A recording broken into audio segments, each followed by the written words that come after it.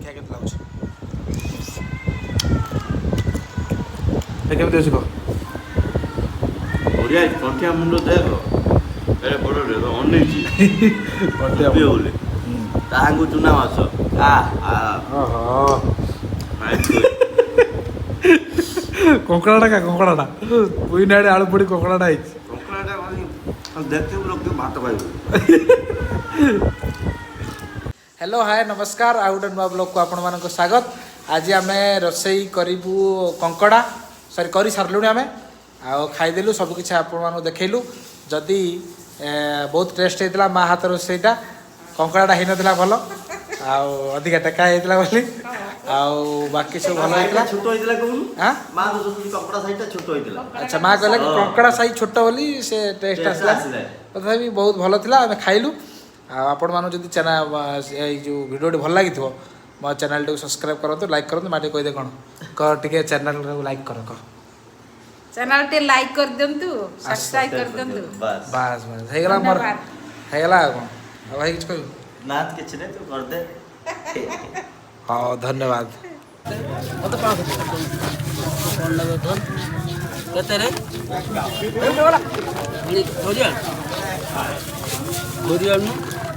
आज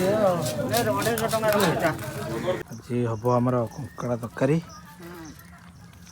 कंकड़ा भंगा चलती माँ आमर भांगुंट कंकड़ा देखिए कौ कंकड़ा और पुई पुई बाड़ रही कंकड़ा पुई हम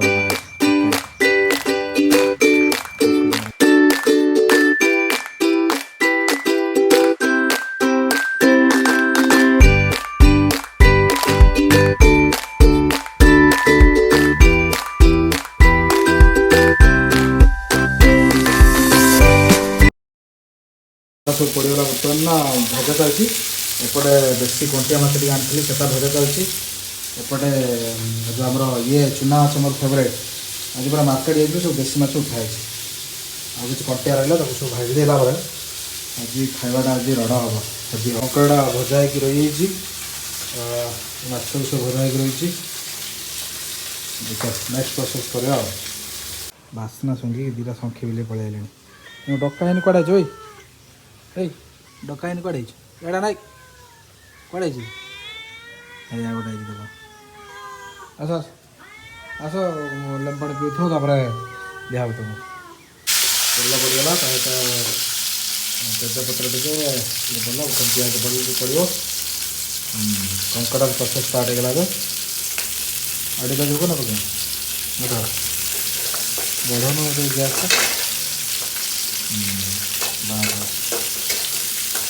पियाज हवा चलो बर्तमान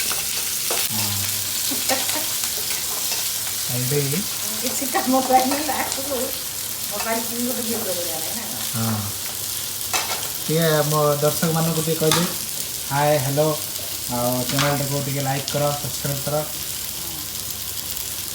लास्ट को कह मसला पड़ा ए मसलाटा अदा रसुण लंका लंका कम पका तू लंका मिसे पकड़ ना पंडा पड़ा आडबा आडबा हवन धनिया गुंड पड़ा तो गोटे कुकिंग चैनल खोलु खोल के भिडियो करके पकई वीडियो कोई नाटी तरकारी शाग भजा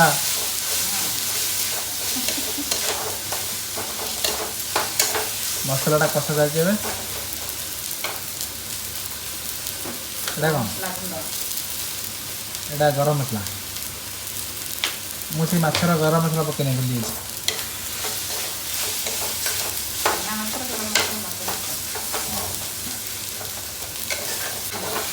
कौन कर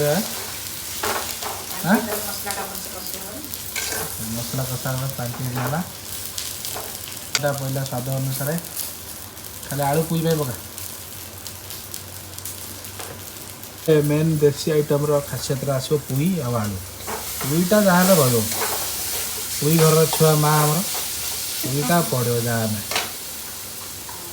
मटन भी दिए से पुई पकई करदे पुई आलूटा पड़ा कंकड़ा दरकार पुई के आप खाई ଏବେ ଖାଇନଥିବେ କେବେ। ହଁ ଏଇଟା ଭାବୁଛି ଫାର୍ଷ୍ଟ ଟାଇମ୍ ପାଇଁ ଆପଣ ଦେଖୁଥିବେ। ଦେଖନ୍ତୁ ଦେଶୀ ଓଡ଼ିଆ ମାନେ ଏଇଟା ପୋଇ ଆକ୍ଚୁଆଲି ବାହାର ଲୋକ ଜାଣିନାହାନ୍ତି ଆମର ଖାସିୟତ, କେବଳ ଓଡ଼ିଶା ଲୋକ ଜାଣିଛନ୍ତି। ବେଶୀ କରି ନାଁ ଜାଣିଛି ଅଧିକା ପୋଇର ଖାସିୟତ।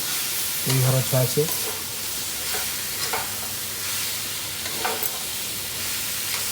ମା ଯେତେବେଳେ ବାହା ହେଇଥିଲା ତାଙ୍କ ଘରୁ ଖାଲି ପୋଇ ଆସେ, ପୋଇ ସଜନା ଶାଗ ନୁହେଁ। ଆମର ଅଧିକା ପୋଇ ଥିଲା ନା। ଟମାଟୋ କ'ଣ ଆସେ ତାହେଲେ? ଆମର ବେକଟି ମାଛ, ଚିର ମାଛ, କଣ୍ଟିଆ ମାଛ। ବେକିଡ଼ି ମାଛ ଏବେ କାହିଁ ଆସୁନି?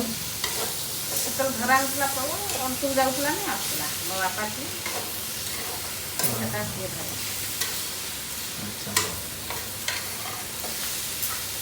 ପୋଇଟା ଏବେ ଭଲସେ ଗୁଡ଼ା ହେଲା। ସେ ପୋଇ ହେଇସାରିଲା ପରେ ଯାଇକି ପାଣି ଦେଇଦେବୁ ବୋଧେ ନା କ'ଣ? ନା କଷା ହେଇଯାଏ ନା। ହଁ କଷା ହେଇସାରିଲା ପରେ। ଆଚ୍ଛା ହଉ। ପୋଇ ଆଳୁ ହେଇଗଲା। ଏବେ ଆମର ମେନ୍ ଆଇଟମ୍ଟା କଙ୍କଡ଼ାଟା ପଡ଼ିବ। ପକାଅ। ରେଡ଼ି।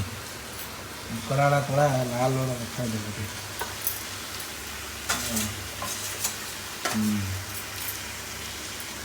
ଟିକେ କଙ୍କଡ଼ା ଟିକେ କଷା ହେଇଯିବ, ତାପରେ ପାଣି ଦିଆହେଇକି ତାକୁ। ମାଛ ଗୁଡ଼ାକ ମୁଁ ରୋଷେଇ କରିଦେଇଛି। ଆଉ ମାଆ ଟିକେ ଭଲ କଙ୍କଡ଼ା ରୋଷେଇ କରେ, ରୋଷେଇ ଦେଖ ମୁଁ କହିଦେଲି ହେଇଯାଇଛି ଗଲା ରୋଷେଇ ଆଉ।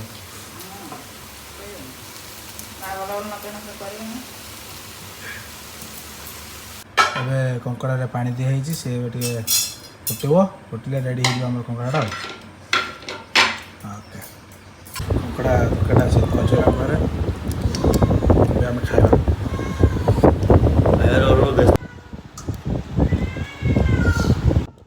କଙ୍କଡ଼ା ଟେଷ୍ଟ କରି ଦେଖିବା କେମିତି ଲାଗୁଛି।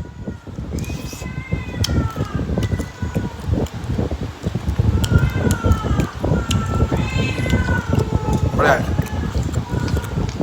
କେମିତି ଅଛି କହ?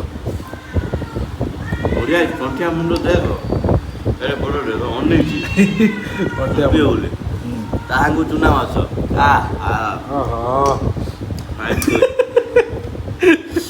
କଙ୍କଡ଼ାଟା କା କଙ୍କଡ଼ାଟା ପୋଇ ନାଡ଼େ ଆଳୁ ପଡ଼ି କଙ୍କଡ଼ାଟା ହେଇଛି। କଙ୍କଡ଼ାଟା ଦେଖିବୁ ଲୋକ ଭାତ ଖାଇବୁ। ଭାବୁଛୁ କହିବୁ ହଜମ ହେଇଯିବ। ଜଳ ପୁରା ଦେହ ବଟି ଏମିତି ଗରମ କରିଦେବ ତ ଜଳ ହେଇଯିବ, କାଳେ ଛାଡ଼ି ପଡ଼ିବ। ଦେହରେ ଭୁଲିଯିବୁ। ଆଜି ଯିବା ଗର୍ଦ୍ଦର 2। କାହିଁ ଦେଖି ଗଦ୍ଦାର 2 ଦେଖିବା ନା, ଗଦ୍ଦାର 2। ହଉ ଚାଲ।